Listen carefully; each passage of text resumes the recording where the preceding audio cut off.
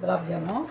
దీన్ని బాగా నీట్గా కలుపుకోవాలన్నమాట. చూడండి, మనం గులాబ్ జాములు అనేటివి నీట్గా పర్ఫెక్ట్గా రావాలంటే బాగా నీట్గా కలుపుకోవాలన్నమాట. ఉండలు లేకుండా స్మూత్గా రావాలన్నమాట గులాబ్ జాములు. ఇప్పుడు కొంతమంది పాలతో కలుపుతారు వీటిని. నేను ఇప్పుడు ప్రజెంట్ వాటర్తోనే కలుపుతున్నాను అనమాట.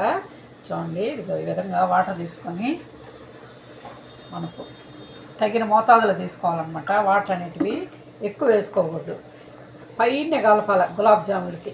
ఎందుకంటే అవి స్మూత్గా, గులాబ్ జామ్ అనేటివి స్మూత్గా ఉంటుంది కాబట్టి ఈ విధంగా బాగా నీట్గా కలుపుకోవాలన్నమాట. చూడండి, ఈ విధంగా ఎంత ప్రెస్ చేస్తే గులాబ్ జాములు అనేటివి, గులాబ్ జాముల పిండి మనం మూత పెట్టుకున్నాం కదా ఒక 5 నిమిషాలు. చూడండి ఎంత స్మూత్గా వచ్చిందంటే పిండి అంత స్మూత్గా వచ్చిందనమాట. బాల్స్ చేస్తున్నాను గులాబ్ జామ్కి.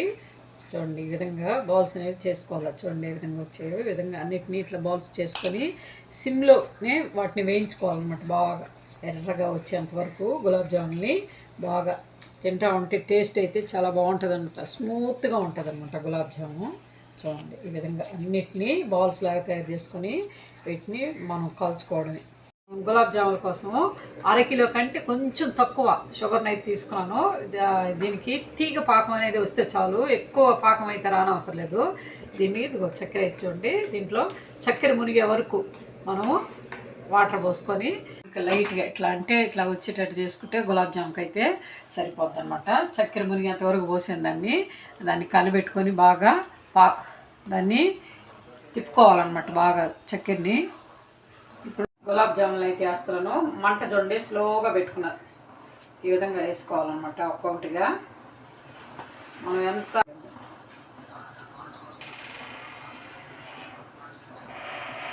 చూడండి చక్కగా వేగా జాములు అయితే తీసి పక్కన టిష్యూ పేపర్లో పెట్టుకోవాలన్నమాట. ఇదిగో చూడండి ఈ విధంగా, ఎందుకంటే డైరెక్ట్గా వేయకూడదు అనమాట. ఎప్పుడు కూడా మనం చేసుకున్నట్టువి ఇట్లా ఆయిల్ అంతా దానికి అబ్జర్వ్ చేసుకూడదు అనమాట. చూడండి ఈ విధంగా అవి టిష్యూ పేపర్లో వేసుకొని తర్వాత మనం తయారు చేసుకున్నటువంటి షుగర్ సిరప్లో వీటిని యాడ్ చేయాలన్నమాట.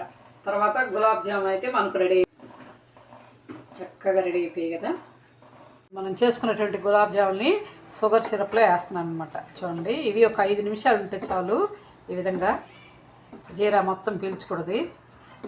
చూడండి చక్కగా గులాబ్ జాములు అయితే మనకు ఎంత బాగుండాయి కదా, ఇప్పుడు తినేయాలనిపిస్తుంది అనమాట. చూడండి అన్నీ వేసాం కదా, ఈ విధంగా మనము చూడండి ఈ విధంగా ఒక నిమిషము అట్లా ఉండించుకుంటే సరే.